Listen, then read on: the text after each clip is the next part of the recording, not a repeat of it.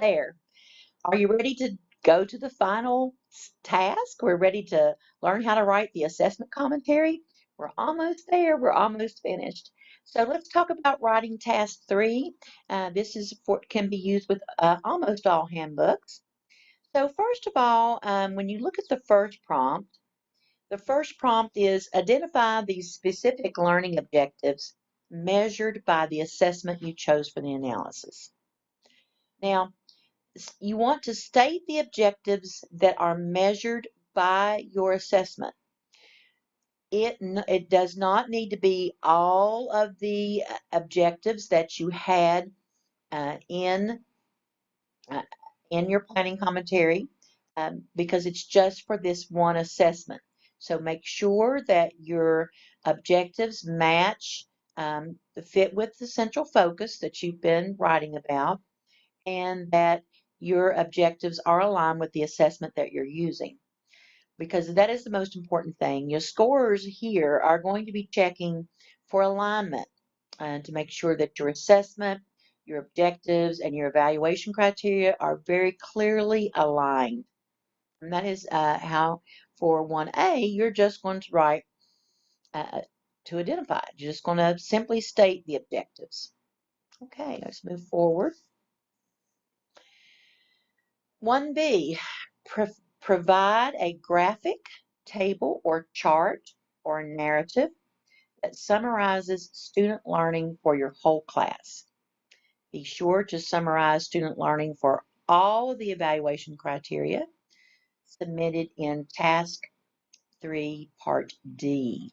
Now, not everybody, their evaluation criteria might not be Part D. It might actually be a different part. But everybody has to submit evaluation criteria. So whether you provide a graphic or a narrative, make sure that it describes how students performed on the evaluation criteria submitted. For example, don't make a graph showing how they did on number 1, number 2, number 3, number 4. But make sure that you make a graph that shows how they did per objective or per the evaluation criteria. You want to have the quantitative data in this graphic represent the whole class. That includes, of course, the focus students, but the whole class. Think to yourself, what did they get right? What did they get wrong? Or what kinds of misconceptions am I finding? Then in 1C, you're going to use evidence found in the 3 work samples and the whole class summary to analyze the patterns of learning for the whole class and differences for groups or individual learners relative to your SSE. Now, this is getting a little complicated, so let's take a look. It's very important that you remember to make it relative to your SSE, your subject-specific emphasis. And those are going to be those 3 bulleted items that are listed there in prompt 1C. So you want to talk about, even though you're not going to see the SSE in rubric 11, it is very important here because it's here that you set up the analysis in a way that when you get to the last prompt of task 3, that you can refer to that prompt in a way that's intelligent and answers the rubric where it requires you to talk about next steps in relation to the SSE. So this question is for the whole class and the 3 focus students. So you're going to choose learning patterns based on performance on various SSE. You've got 3 SSE and you want to come up with a learning pattern for all 3, that would be fine. Consider what students understood and did well. Consider where they continue to struggle. Were there any common errors, confusions? Do they need some greater challenge? The best approach to writing this is once you've considered the learning patterns, the best approach is to write a paragraph for each pattern. So your first paragraph would be describing the first learning pattern that you found. Give evidence that the learning pattern exists by referring to the graph that you've presented in 1B. And this is the evidence from the whole group. And then give an example of the learning pattern by quoting or referencing one of your work samples. So this is evidence from your 3 focus students. So discuss whether this pattern is seen across the class or just within certain groups. So for example, if one of the students that you've chosen as a focus student is representative of your struggling readers, then you can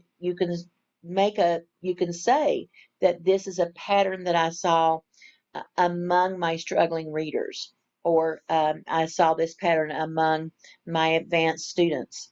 So your evidence is going to come from the graphic and the work sample, and you also need to talk about what SSE, this particular learning pattern, is related to. Now you need to repeat this for each of the patterns that you found. Hopefully you found 3. You want to describe as many learning patterns and as many groups as possible, but try to have 3 learning patterns as a minimum. Okay, next, this is an example that comes from the history URLP. Note that the writer is using qualitative evidence and quantitative evidence. That's actually supposed to be quantitative right there. Oops. We know it's quantitative because that's our percentages. So most students, 90%, were able to identify slavery as the cause of the Civil War. Notice that she did not say 90% of the students got question 1 correct. Knowing that they, for a score to know that 90% of the students were able to answer question 1 doesn't give the score any information about learning. Let's go on. So that's quantitative evidence based on an objective. Far fewer, only 20%, were able to tie the issue of slavery to the economy of the South. In their essay, Student A correctly stated that the cotton industry, and it goes on to quote what Student A said. This right here is the qualitative evidence that I'm speaking of.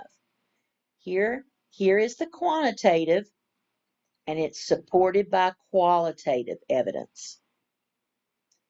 Student B's answer was more typical, simply stating that having slaves was a way of life in the South, and abolitionists, blah, blah, blah.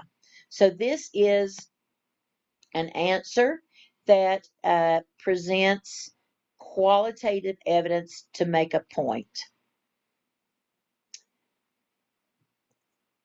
Here's an example from a student that I've had.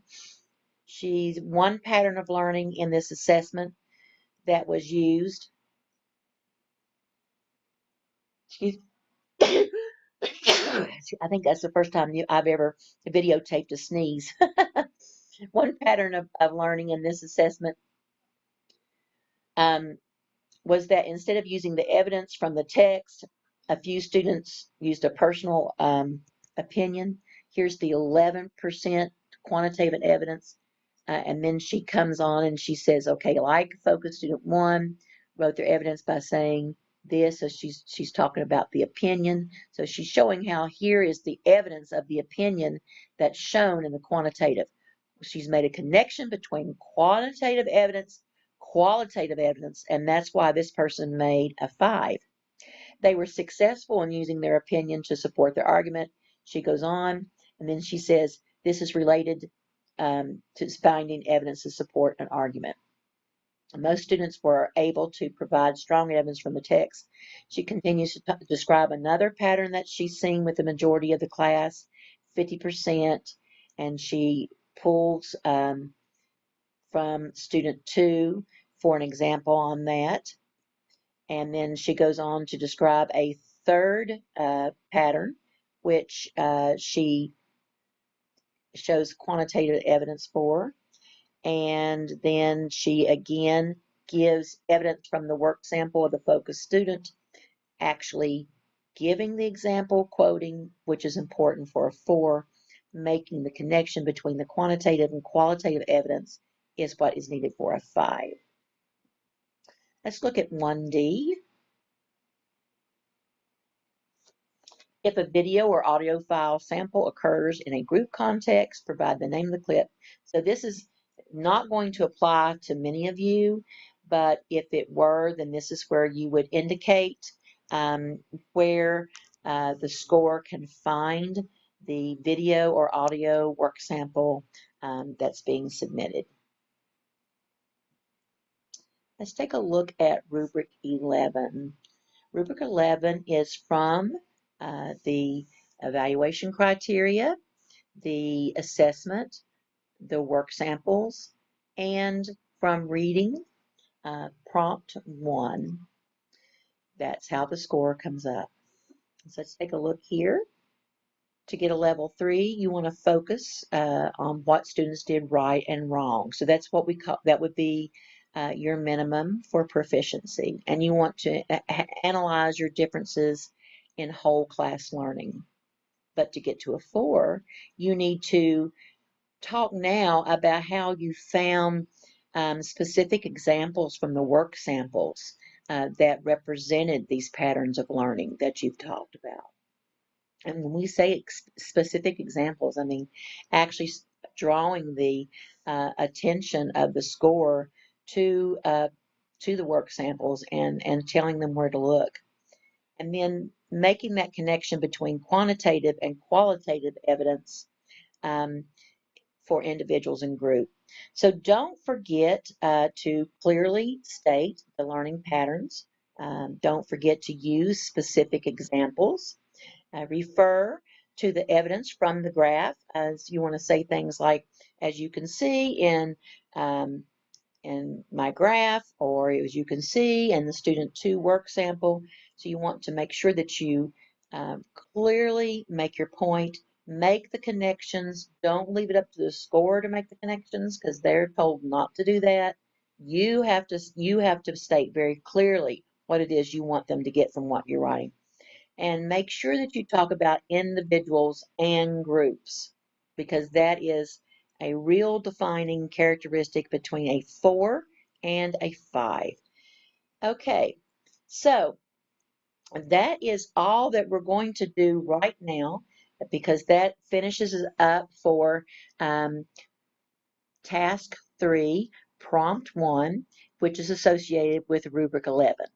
So you can stop here, and then you can go on to my next video, which will be about how to write task 3, rubric 12, which is associated with prompt 2. So I hope you have a nice day. Thank you for tuning in.